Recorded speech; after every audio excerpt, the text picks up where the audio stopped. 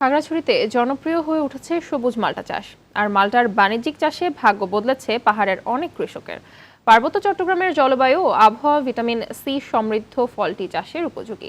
সম্ভাবনাময় ফলটি চাষে সহায়তার কথা জানান কৃষি কর্মকর্তা। খাগড়াছড়ি সংবাদদাতার তথ্যচিত্রে বিস্তারিত জানাচ্ছেন নাদিরা সুলতানা। 250টিরও বেশি ডিজাইন অপশন নিয়ে ওয়ালটন স্মার্ট ফ্রিজ, বোঝে আপনার প্রয়োজন।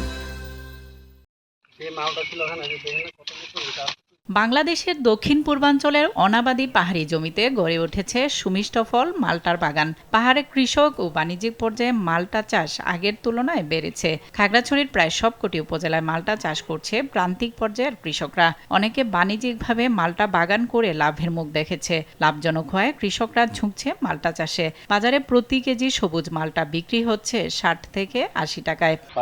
পাহাড়ের জন্য খুব উপযোগী। মালটাটা বাজারে বাজারজাত করতে খুব সুবিধা হয়, আর মিষ্টি রসালো। মালটা গাছ তেমন পরিচর্যা লাগে না, আমের মতো তেমন পরিচর্যা করা লাগে না। এখানে আমার 300টি গাছে আমি প্রায় 2 লাখ টাকার মতো বিক্রি করে ফেলেছি অলরেডি। প্রাকৃতিক মালটা, এখানে কোনো ধরনের বিষ প্রয়োগ করে না, আমরা দেখি আসলে সবসময়।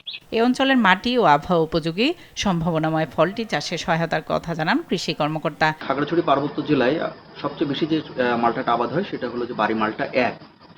এটা স্বাদে অনন্য স্বাদ, এটার মিষ্টি সুমিষ্ট একটা মালটা, এবং এটা আমাদের দেশের আবহাওয়া এবং জলবায়ুর জন্য অনেক উপযুক্ত একটা মালটা।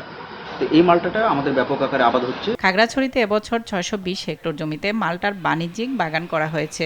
উৎপাদন লক্ষ্যমাত্রা 4350 metric ton. Nadira Sultana, RTV।